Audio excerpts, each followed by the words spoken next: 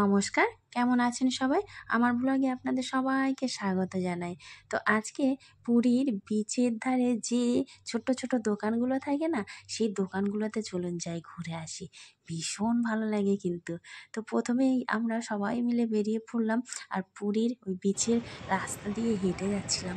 দেখুন কি অপরূপ দৃশ্য! মানে সন্ধে হলে, সকাল হলে এই দোকানগুলো না সব বন্ধ থাকে, একদম কিচ্ছু দেখা যায় না। আর সন্ধে হলে না লাইট জ্বলে, আর এই যে কালার যে ছাতাগুলো, রঙিন যে ছাতাগুলো টাঙিয়ে টাঙিয়ে টাঙিয়েছে, কি সুন্দর দেখতে লাগছে। আর উপরে নীল আকাশ আর সমুদ্রের ঢেউ, আর ওই যে সুন্দর ছাতা টাঙানো দোকানগুলো, এত সুন্দর লাগছে না। তো যাই, আগে ছেলে মেয়েগুলো মানে খাইয়ে নিতে হবে, তারপরে আমাদের কাজ।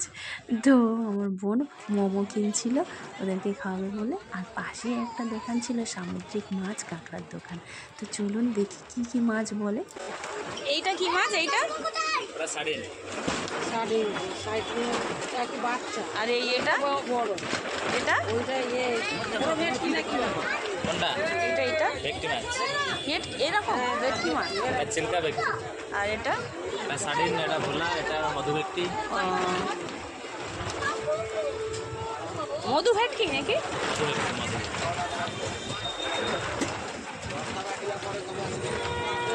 আসো চিংড়ি, কাঁকড়া, ভোলা,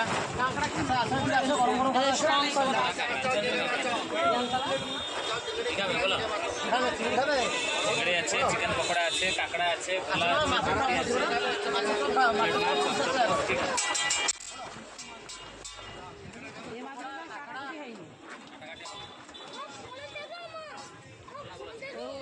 তো শুনলেন কত রকমের মাছ কাঁকড়া আছে, মানে যে যেটা পছন্দ করবে এসে সেটা বললে সঙ্গে সঙ্গে ওরা ফ্রাই করে দেবে খেতে।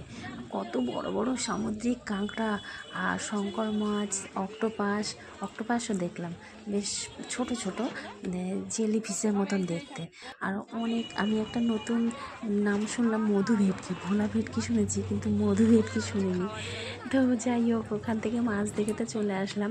আর এদিকে মোমো দাদার কাছে জিজ্ঞাসা করলাম এখানে কি কি মোমো আছে।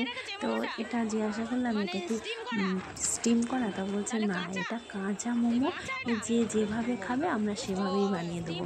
অনেকে বয়েল করে খায় স্টিম, তো সেইভাবে বানিয়ে দেওয়া হয়। অনেকে ফ্রাই করে খায়, সেইভাবেও বানিয়ে দেওয়া হয়। আর এটা হলো KFC, একদম KFC চিকেন যেমন সেইভাবে তৈরি করেছে।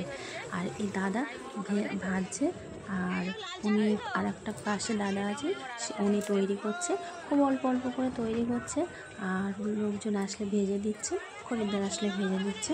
তো আমাদের ছেলে মেয়েগুলো সবাই মোমো খেলো, খেয়ে, আর ওরা খাচ্ছে আর আমি পাশে যে রাস্তায় আছি, রাস্তা দিয়ে একদল হরিনাম করতে করতে লোকজন যাচ্ছে।